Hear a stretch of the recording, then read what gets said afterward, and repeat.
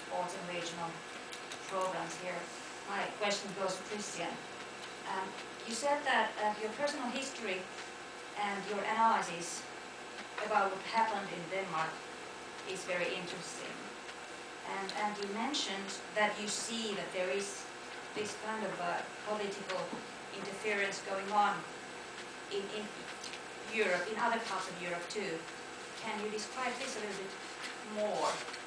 I would be interested in hearing if you see this happening in Western Europe, because we all know that public service media is very new and the whole concept is new in the new Eastern states, but in the Western Europe, what kind of progress do you see there?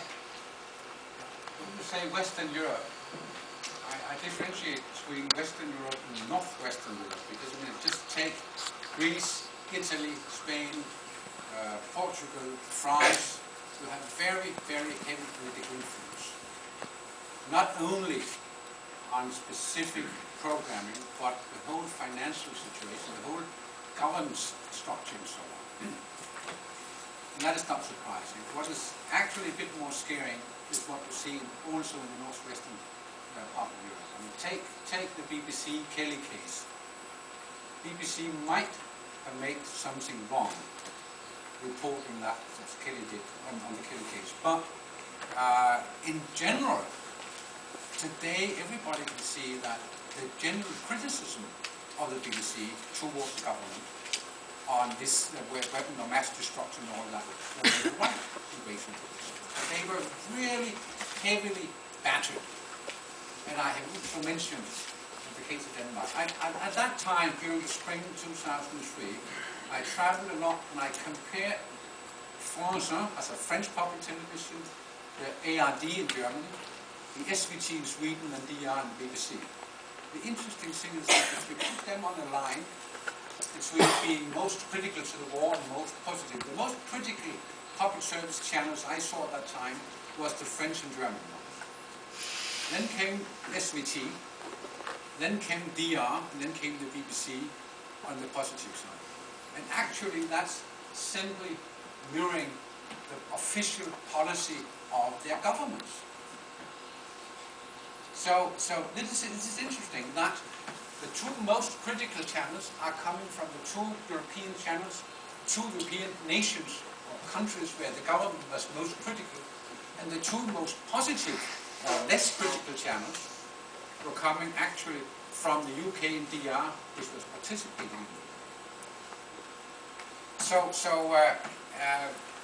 And if you read this OSI reports on television across Europe, then you have a number of examples, descriptions of what is going on. And what is a bit scary is that if you take the report, the first one, and the follow-up, and the reports we are now gathering, because we're now making the search report on the 60 countries, you see a trend.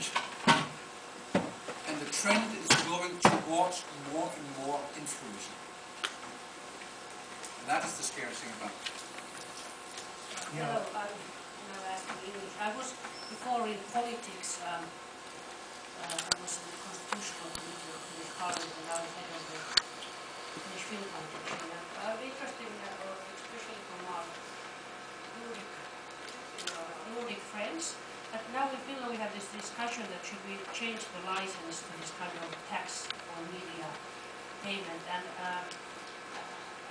as a former law student, I always love this power or counterpowers, how we kind of build the constitution and build the power. And I therefore, as a citizen, like much more this license, this system that we pay individually. Because in that way, the public can vote not just against the public TV, but for the public TV. And when we have this model for media, I don't know how you translate it in English, it's media, that kind of tax that it's involuntary, that everybody has to pay. You don't have a counterforce for this political interference. So I would just want to hear opinions about this, that how do you see these, which model would be best if one of the major key elements would be to have the key power to the people.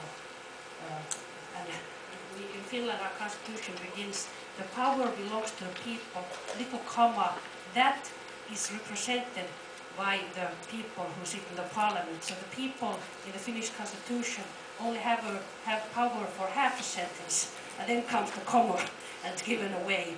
And so which model would you think that would be better to guarantee that we would have really and you could say that it's free from political influence or whatever? I would say that no financial system secures independence. The only one which is limiting the political influence would be to have, like commercial channels with commercial speech. Of course, that makes it more difficult for politicians. That is one of the reasons that Sarkozy in France has removed the commercials from the French public service television.